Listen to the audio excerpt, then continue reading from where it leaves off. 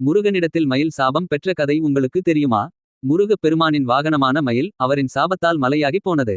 ஒரு முறை அசுரர்கள் முருகப் பெருமானின் மயிலிடம், நான்முகனின் வாகனமான அன்னமும் திருமாலின் வாகனமான கருடனும் நாங்கள்தான் மயிலை விட சக்தி படைத்தவர்கள்.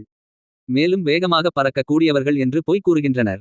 இதை கேட்டு உண்மை என்று நம்பிய மயிலும் கண்மூடித்தனமாக கோபம் கொண்டு பிரம்மாண்ட உருவம் எடுத்து கருடனையும் அன்னத்தையும் விழுங்கிவிட்டது. பிரம்மனும் திருமாலும் முருகப் பெருமானிடம் இது குறித்து முறையிட்டனர்.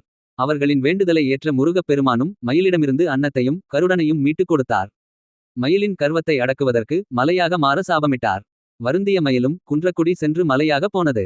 மலையாயிருந்தபடியே தவத்தை மேற்கொண்டது. மயிலின் தூய்மையான தவற்றல் மகிழ்ந்த முருகப் பெருமானும் மயிலுக்கு சாபவிமோசனம் அளித்தார்.